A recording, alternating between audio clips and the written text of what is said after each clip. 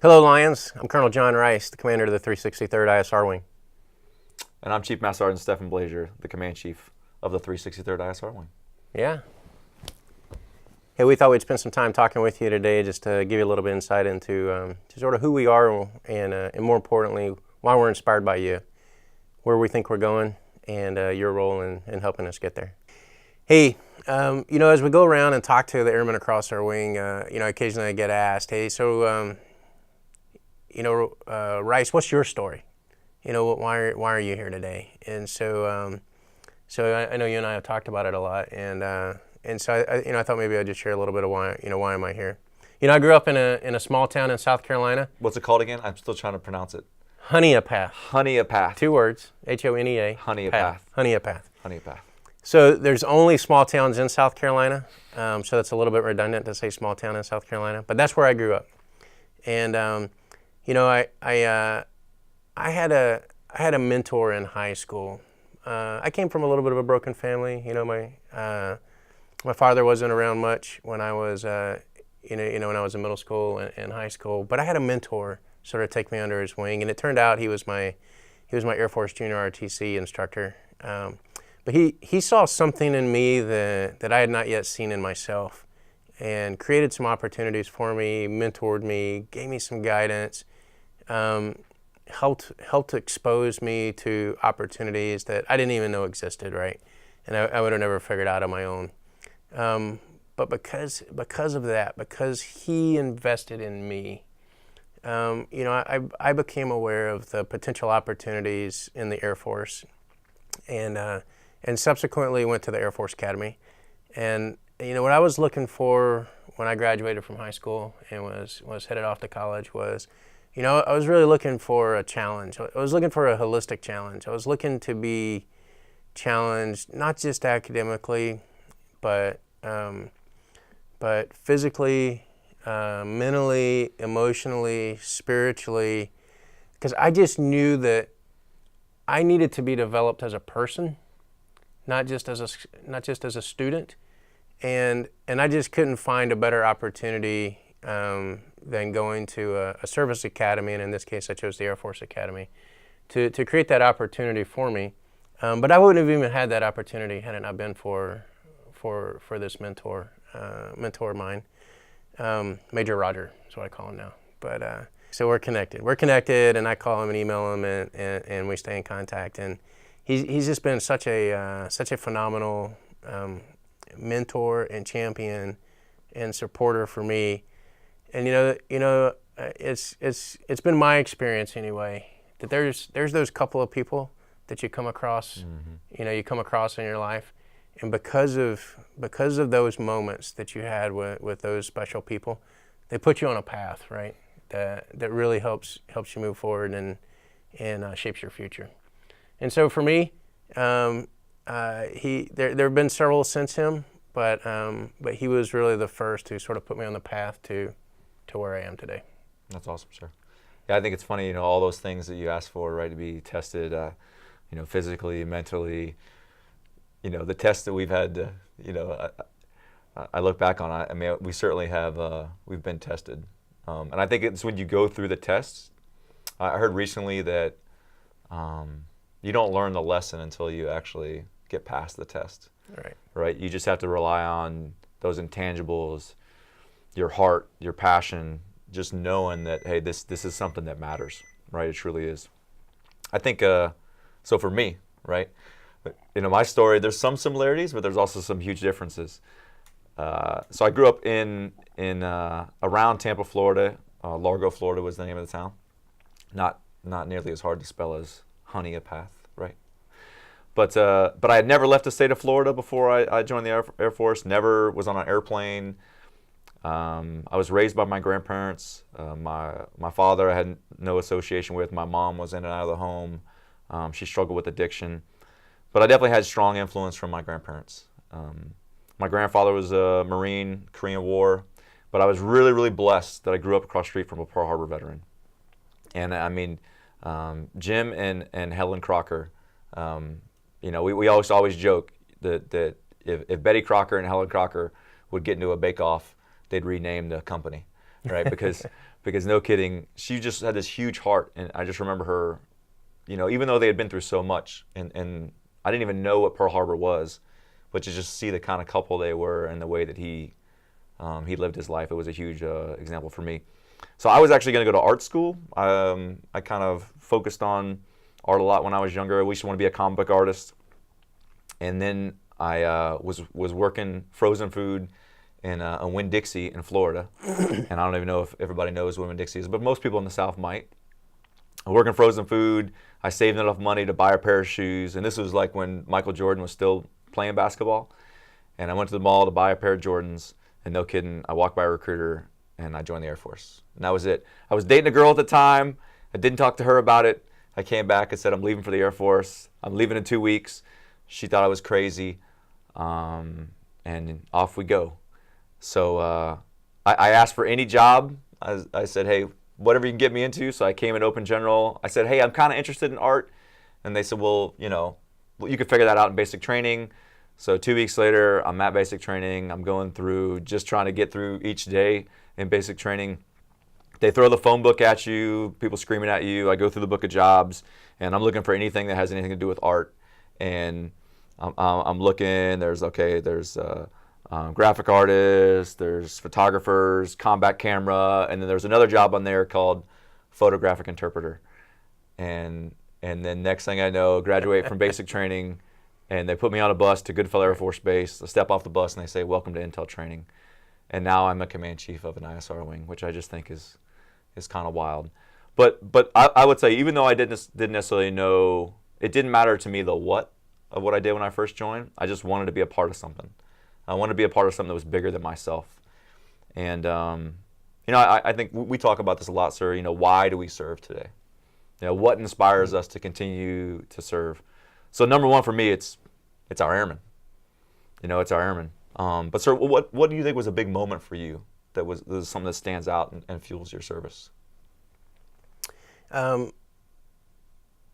a couple of sort of milestone moments in my career, but one of them certainly was when I was a squadron commander, because really that was the first time that I was in a position that I had responsibility for about 650 airmen and their families, and not just what they were doing on the job every day, but really their well-being, across the entirety of their lives. And I was a commander of the 314th Training Squadron out at the Defense Language Institute in Monterey, California, hardship duty location. But it's a really long, difficult school for airmen to go through, right? And so it's pretty intense, and it's the first thing that they're doing, and they spend a lot of time in training. I mean, a large number of airmen are wing, right, or graduates of the school, and they spend so much time in training, not just at DLI, but then in their subsequent technical training, before they ever get to their first operational assignment. And so that takes a lot of commitment and faith. And how much time are we talking about? So most people don't understand this. I mean, total time right. of training. Yeah, so depending on the language, anywhere between, the program itself is anywhere between 6 and 18 months. But that's assuming that you start on day one and you go straight through and you finish, which in fact most students don't, right? Most students, they have a break, or they retake a particular module of the course or whatever. So some of them are there for 18, 24 months, plus follow-on training after that. So it's just a really long training pipeline for linguists to go through. I say that because this is a very formative time in their life. They joined the Air Force just like you did, because they really, really wanted to serve. But now they have to train for 2+ years in some cases before they get to that operational assignment. They just want to get to the fight. They just want to get to the fight. Yep. Yeah, they just want to get to the fight. And the school itself is really hard, right? And they're learning how to be an airman and how to be a warrior. And so just to be the commander for airmen going through this formative time in their lives, and being inspired by both their commitment, their desire to serve, and frankly their brilliance. It was really humbling to just see the quality of Americans that are choosing to join our Air Force and serve as airmen. Yeah. Well, I think coming back to another point you talked about and what your, that time in your career that kind of molded you as a squadron commander. It's interesting for me. It was actually in a tech school environment too. So I had the pleasure of being a technical training instructor at Goodfellow. So coming back to Goodfellow, and a lot of times people will ask me, hey, what were some of the most special memories? So number one, there was an airman who I used to compete with all the time at our first duty station, and he ended up going back to Goodfellow to be an instructor too. And he really was was the one that pushed me and invested in me.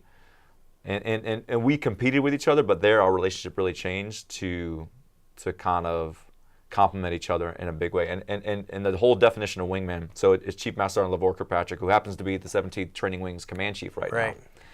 And, there were times where I would have to, no kidding, one of the reasons I went to go be a tech school instructor is because it would make me get my CCF done.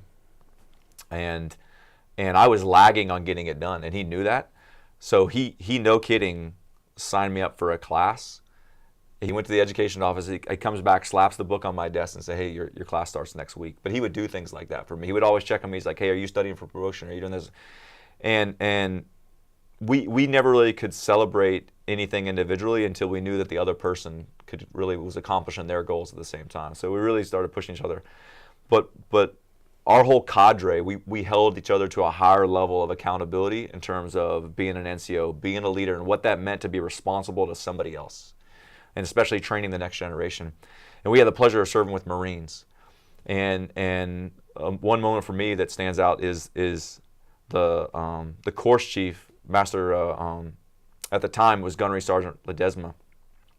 I was kind of starting to toe the line on, as I used to always be one that showed up super early. I used to always prepare for the classroom, and I realized I got good enough at my classroom job that I would just float right in right before class. I would grab my lesson plan and just walk in, and I knew I was good enough to do that. But he called me in one day, and I was staying up late. I wasn't really kind of in balance in the way I needed to be. And he just called me in his office one day and he said, "Hey, Staff Sergeant Blazier, how you doing? You okay?" And I was like, "Yeah, Gunny, I'm good. I'm good." And he's like, "Well, I just noticed that you don't really come in as early as you used to, and you're just getting barely in ahead of class. And I just want to make sure you're okay because, you really are one of the people that people watch around here in terms of setting the example. And I just want to make sure you're okay." And he didn't yell at me. He didn't do anything, but he knew that I wasn't really. He gave me a reflection of what I was doing for myself, and he knew that wasn't where I wanted to be. And it was just a defining moment for me to hold myself accountable and realize that the example, it's our actions that always will speak the loudest. And that was a big moment. Another thing that stands out from tech training that I think is important for everybody to know is sometimes people think that the success that we see in our airmen is awards or is top performers. What I remember from being a tech school instructor that stood out the most to me is we had a 6-month-long training pipeline. And sometimes airmen would struggle with getting certain material. Sometimes they just couldn't get it. And it was a very diverse curriculum. But what always stood out to me was the person and how they responded to when things got hard. Like the airmen that would come back in and study, or the airmen that I knew to just get on the graduation stage, they fought through what we would term failure, right? Multiple blocks and everything, but they just never gave up. It wasn't the person that was like the #1 graduate, that the course was easy, it didn't challenge them. That's not what stood out to me. It was the airmen that just continued to fight and learn. And there was one airman in particular where post-graduation, her career took off because I finally told her, like, hey, don't hold yourself back. Just learn from each one of these. And she took that and ran with it. And I think today, when we talk about failure a lot, as long as you know and you're learning from every single lesson, you're not failing, you're just learning. It's just a mindset. Right. And those are all the lessons I learned, particularly in that phase as a younger NCO. That reminds me, usually when I welcome a new commander or a new staff member onto the team, I sort of sit down and talk with them. And, we sort of talk a little bit about, my philosophy on leadership and things like that. And, we talk about the core values and we get to excellence and say, here's what excellence means to me. Every day you show up and you give your very best. Whatever your very best is that day, you give it. You never quit. You never give up. Mm-hmm. And every day you get a little bit better. You make yourself better. You make your team better. And if you do those three things, you bring your best, you never quit, you get a little bit better, and you do those every day. You come in every day committed to those three things. That's excellence. That's winning. And that Yes, makes sir. our team strong. Yeah, so sir, I definitely agree. I think an airman, I think, comes to work fundamentally with some main things in mind, right? They want to do things that matter, right? They want to do things that matter. And you can't just peanut butter spread that or cookie cutter that. It can't just be like one of your favorite movies, right? You can't just say everybody's awesome. Airmen don't want to hear that. Airmen know when they're awesome, and they know when something's awesome, and they know when they're just being told a company line. Airmen want to be on the team. That's why they became airmen. If they were just on some individual track, they could have just done. And I know for a fact that most airmen, and many that we see today. So you talked about especially. So you and I were both in on 9/11. You and I can recall the moment when we first turned on the TV or got a phone call or someone told us about it. Right. But so many of our airmen today, so many of our airmen that we serve with have responded to the sounds of the guns. I know that Marine commercial where there's the clouds in the battlefield and those Marines are running to the fight. I think of our airmen that way, that are running to recruiters, that wait. Many of our airmen, I talk to them, they wait 6 months to a year to join our Air Force because they want to come in and get after it, and they want to do something that matters. They want to be on a team. And I think it certainly frustrates them, though, when little things stand in their way and things that don't make sense and shouldn't make sense in terms of, hey, this is the way we've always done it, or, hey, this is what this AFI says, and it doesn't pass the common sense test. So I am thrilled that we're now serving in a time where we're saying, hey, we want to empower you. We want to make decisions that are values-based. We want to make decisions that are focused on doing something that contributes the biggest effect possible. And just as you said, to unleash our airmen to deliver exactly what they were built to do. That's certainly what we want to do. So how do we do that in the wing? You know, we try to establish as much conversation and highlight where they're needed as possible. But one thing we did, and may or may not have heard about it, is the Lion Board. The staff came to us and said, hey, why don't we launch ideas and opportunities now? But we don't want it limited to those forums at all. We want any airman, regardless of where they're at, to know what they're doing and be pursuing a path to making it better. And I think if somebody has that, they're going to bed at night and they're feeling pretty good. Yeah. I do. You know, I appreciate that. And, you know, certainly I want to thank all the airmen in the wing because most of them, like you said, they didn't choose to stay in like you and I did. They chose to join. They chose to join the military during a time when we were at war. So they knew. They wanted to, right? Yes, sir. They wanted to join during a time of war because they wanted to serve. And so, you know, I just want to thank them for that. And that inspires me. So tell me about your family. So my family. Yeah. Well, so interesting enough is that girl that I was dating at the time, and shortly after high school, and I went on this, hey, I'm joining the Air Force thing. Ended up in BMT, and it didn't take long to say, hey, I don't want to go on this journey without her. I really don't. So you know, you get that 5-minute phone call in the phone booth, and I was putting my quarters in the machine. And I know a lot of people who might be watching this are like, man, you put quarters in like machines with cords and all that stuff, and you've seen them in movies maybe. So, but they were a real thing back then, back in the day. Anyway, but lucky enough, she answered the phone, and I invited her out to graduation. And I remember standing in formation, and I was like, hey, that's my girlfriend over there. But I ended up asking that beautiful girl to marry me. So yeah, we've been married. We just celebrated our 20th year of marriage in a row. So I'm very, very proud of that. And we've got 2 amazing kids. So that is Team Blaze. And yeah, I just couldn't be more proud, especially kind of the way I grew up. I just feel so blessed to have the family I have. And you know, the road hasn't been easy, but they've had to endure so much. And we talk about this a lot too, in terms of, we know our families, they take on so much. We know that what they're asked to do in many situations, the family has to sacrifice so much. And we know our families are with our airmen side by side, and motivating them to do what they do. So I just want to say thank you all.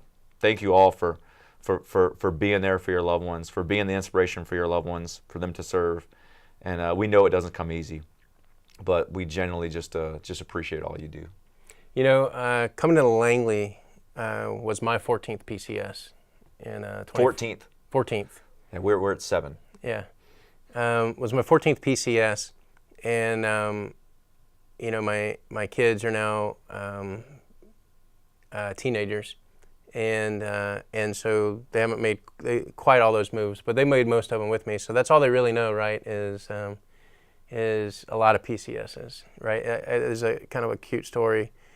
When my daughter was probably 7 or 8, it was the first time in her memory, because her birthday's in the summertime. It was the first time in her memory that we hadn't moved within about a week of her birthday. And so her birthday came and went, and about a week later, she's like, "Hey, Dad, when's the big truck coming?" I said, "Well, what big truck?" She's like, "Well, you know, the one that comes and takes all of our stuff away every year on my birthday." And it's like the anti-Santa Claus. Yeah, right. So, you know, that's all they've known, and that can be hard, especially, you know, as you know, you know, our kids are teenagers, and so, you know, their friendships are, you know, get a little bit tighter. It's a little bit harder to lose the friends when they move away. It's a little bit harder to make friends when they get to the new location. Mm-hmm. And so I was talking to my kids about this the other day, and I just said, "Hey, you know, I know that this is hard for you guys, and I just want to say thanks. I appreciate it." So this isn't John Rice serving. This is the Rice family. This is the Rice family serving, and I know it's the same for you, and I know it's the same for all of our airmen and their families that are out there. And so, you know, so my huge thanks. You know, my heart just swells with pride to know that we've got Air Force families like that, you know, all across our wing, and I recognize the sacrifices they make, which is why you and I spend so much time trying to make sure that we're providing our squadrons with the resources and the time that they need to adequately care for their families of their Absolutely. airmen. Yes, sir. Yeah. Absolutely. Well, hey, Chief, I just want to say thanks to you. Thanks for being my wingman. You make me better. And thanks to all of our airmen across the wing, because I know they're coming in, giving their best every day. I know that they're making not just themselves, but the rest of the team better. And I want to thank them, and I want to thank their families, because their families are making a lot of sacrifices, and it's a team sport. And it's all of our airmen plus their families that make us who we are. Absolutely, absolutely. We are inspired to serve with you, and we're doing this whole inaugural Lion Talk because we want to hear from you. We want to know what's on your minds. We want to know if you think that there's something we should be doing more. We want to unleash you. We know that you have the ideas and you have the motivation and you have the insight to drive where we want to go, and we want to empower you even more. So comment below, do whatever it is, however we're going to set this up, but we're dying to hear from you. Proud to serve with the Alliance.